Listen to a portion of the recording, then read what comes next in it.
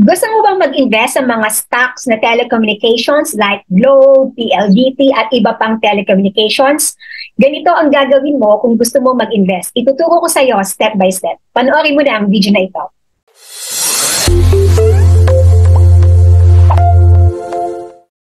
Okay, bago natin ituloy yung video, disclaimer muna, I'm not expert in the stock market. This is also not a financial advice or hindi rin ako nag-a-advise na bilhin mo tong stock na i-example natin. Itong example na to ay for educational purposes lang. Ibig sabihin, ganito yung steps na gagawin mo kapag mag-analyze ka ng stock. Don't worry, simple lang naman to, hindi natin pahihirapan. At patuloy ka lang manood ng mga videos ko para matuto ka pa. Okay, so continuous learning din ako eh. So yung mga natututunan ko, ituturo ko din naman. Okay, so sabay-sabay tayong matuto sa stock market. So eto na, ang una mong gagawin is of course, alamin mo muna dapat yung goal mo. Ano ba ang goal mo? Bakit ka mag-invest sa stock market? For example, gusto mo mag-invest sa mga yung blue chips or gusto mo long term. Yeah, okay, long term.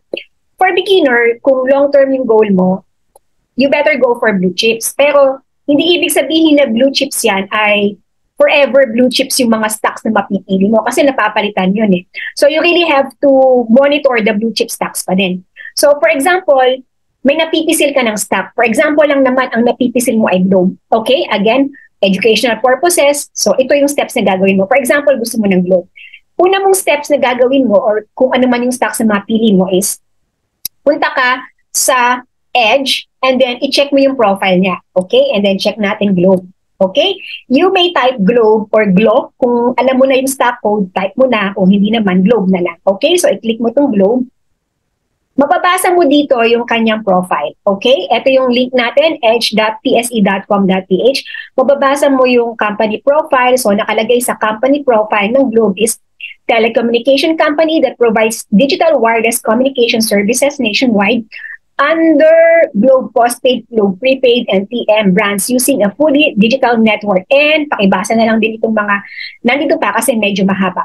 So after mong makita yung company profile, ang i-check natin ay number 1, kasama ba siya sa blue chips? Okay? But again, reminder ko lang ha, ang mga blue chip stocks napapalitan yan. So you better check kung sino-sino yung mga current na blue chips o gano'n. So, i-monitor mo na lang sa PSE website. Anyway, ibibigay ko sa yung website. So, let's check kung yan ay kasama sa blue chips. So, ito yung website to check kung kasama ang Globe sa blue chips. So, i-check mo yung market information, indices, composition, and after that, tingnan natin kung nandyan yung Globe. So, this video ay nire-record ko ngayong November 15. So, November 15, last trade date nakalagay. Tingnan natin kung nandyan ang Globe. These are the 30 stocks listed in the Philippine Stock Exchange Index, PSEI. So, tingnan natin kung nandyan yung Globe. Let's check letter G, E, F, G. So, ayan. Ibig sabihin, as of November 15, kasama sa PSEI ang Globe or kasama siya sa blue chips. Okay, pero napapalitan ito, so you have to monitor. Next, kung kasama sa blue chips, medyo kampante ka na alam mong fundamentally strong yung company na yan. After mong makita kung kasama sa blue chips, nagbibigay ba ito ng dividend? Kung gusto mong makareceive ng dividend, you may check the dividend. So, tingnan natin kung nagbibigay ng dividend ng Globe.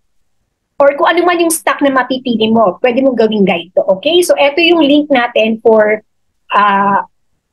dividend para malaman mo kung nagbibigay siya ng dividend. Okay? So, i-type natin ulit dito Globe.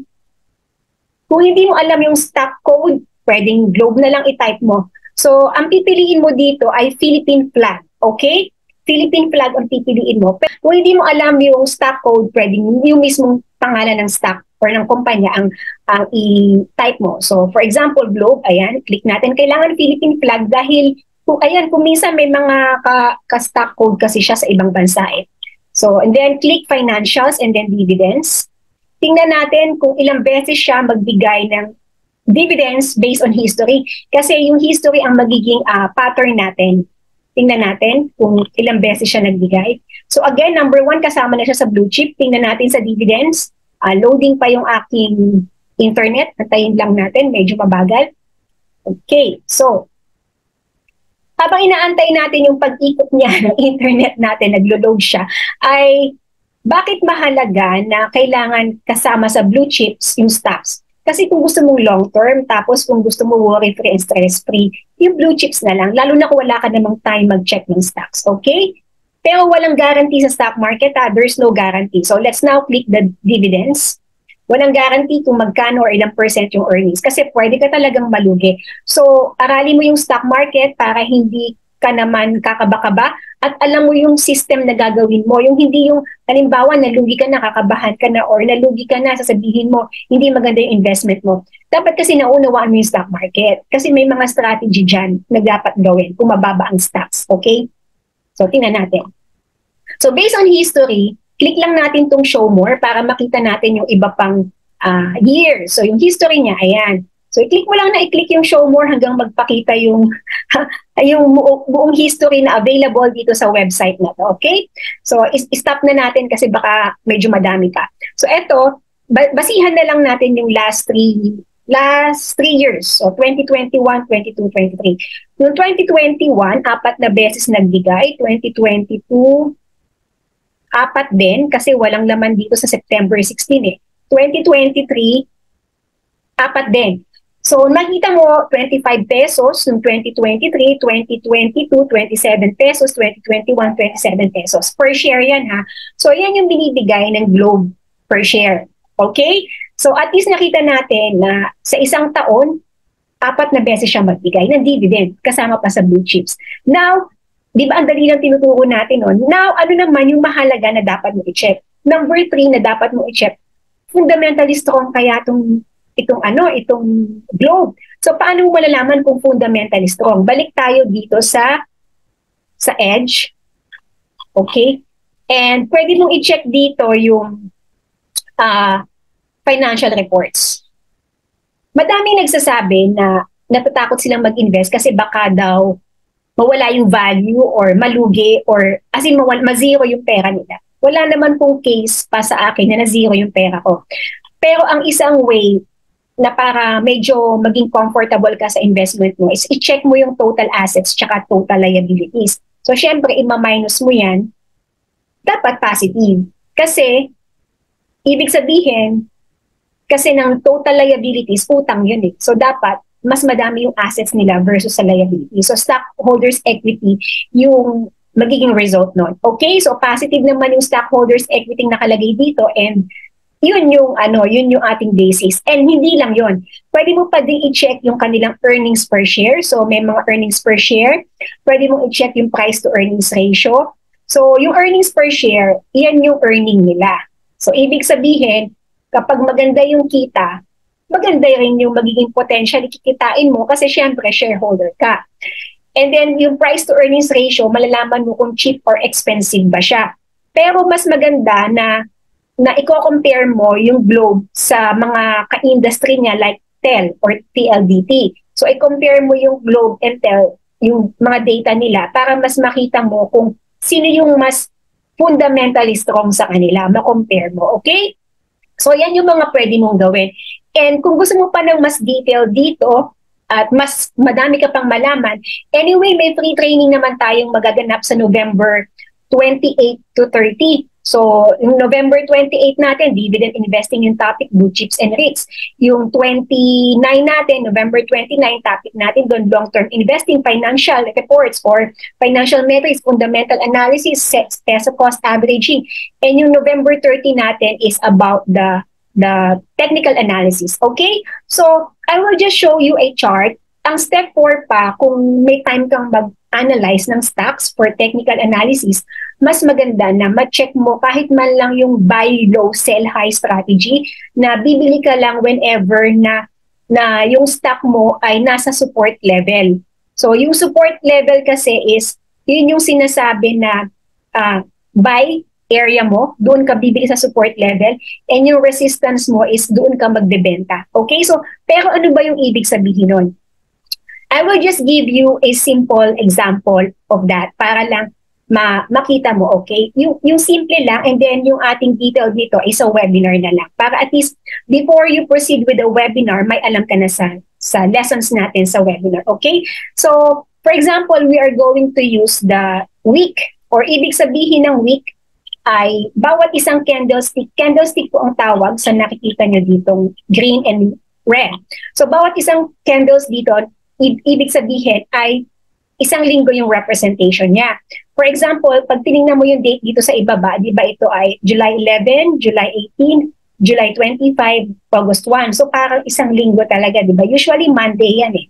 So usually Monday nagpo-fall yung bawat isa dyan. And then pag ginawa mong day to, magiging one trading day bawat isang candle, except holiday and weekends, syempre. So tingnan natin, 16, 19. So malamang yung 17, 18 dito ay weekend. Kasi 16, 19, 20, 21, 22, 23, 26. O ito, 26, 27. So wala yung 24 and 25 kasi nga weekend. So ibig sabihin, pag ginawa mong W to, yan. Sorry, dapat double. Na-click ko yung M, ibig sabihin month. So pag ginawa mong W, bawat isang candle W. So for example lang, ito yung ika-clarify natin. Bawat investors and traders, ang pagpa-plot nila ng support and resistance ay iba-iba, hindi po pare-pareho. So ibig sabihin kapag pinlat ko yung support and resistance ko ngayon, hindi ibig sabihin na lahat ng traders, lahat ng investors, ito rin yung kanilang pagpa-plot.